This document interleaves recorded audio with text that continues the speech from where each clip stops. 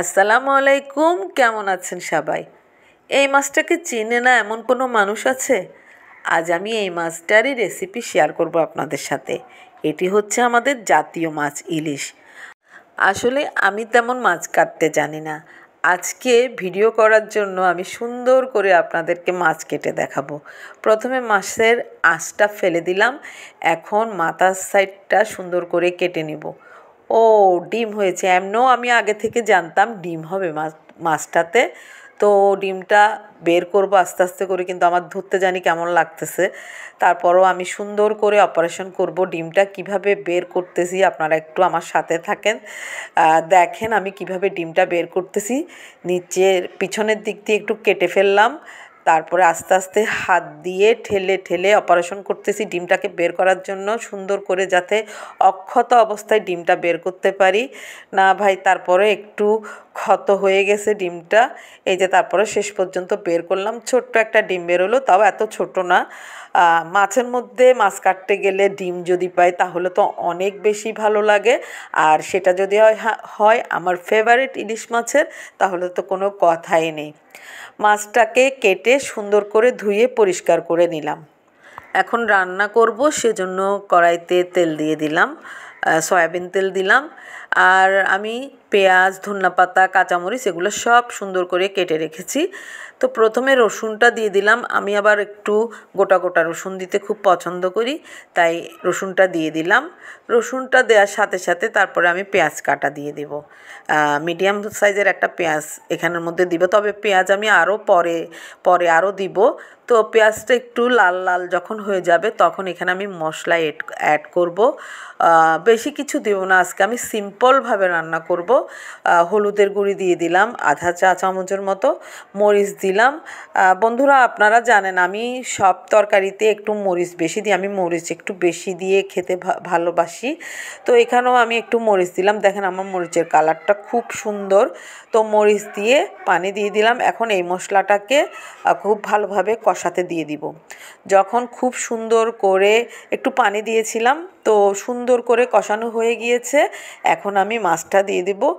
তো বন্ধুরা, বলে রাখি আমি আজকে মাছের সাথে একটা বেগুনও দিয়েছি। মাছের মধ্যে এরকম একটা বেগুন দিয়ে রান্না করলে সে বেগুনটা খেতে সুপার লাগে। তো আমি মাছ আর বেগুন দুটাই কষানো মশলার মধ্যে দিয়ে দিলাম। এখন দিয়ে খুব ভালোভাবে নেড়ে দেব। প্রথম খুব ভালোভাবে নাড়তে পারবেন, মাছ ভাঙবে না। তো আমি মশলার সাথে মাছ আর বেগুনটাকে খুব ভালোভাবে মিশিয়ে দিলাম নেড়ে চেড়ে। ইলিশ মাছ সবারই পছন্দের একটা মাছ। অবশ্য কেউ কেউ অ্যালার্জির জন্য ইলিশ মাছ খেতে পারেন না। আমি এখানে একটু পানি দিয়ে দেব। আজকের মাছটাকে আমি একটু ঝোল ঝোল রাখবো। তো প্রথমে আমি পানি দিয়ে দিয়েছি, এখন মাছটাকে সুন্দরভাবে আর একটু কড়াইটা ধরে নেড়ে চেড়ে ঢাকা দিয়ে দিব রান্না হওয়ার জন্য। আর কিছু মানুষ আছে এমনিতেই ইলিশ মাছ খায় না। কেন খায় না আমি বুঝি না, এত সুন্দর মাছটাকে কীভাবে ওরা পছন্দ করে না এটাই বুঝতে পারি না। আমি মাছ রান্না করতে গিয়ে ভুলে লবণ দিই নেই, এখন আমি পরিমাণ মতো লবণ দিয়ে দিচ্ছি, কোনো সমস্যা হবে না। এখন লবণটা দিয়ে ঝোলের সাথে মিশিয়ে দিলে মাছের সাথে মিশে যাবে লবণটা, সে কারণে কোনো সমস্যা হবে না। তো আবার লবণটা দিয়ে আমি ভালোভাবে নেড়ে চেড়ে দিলাম।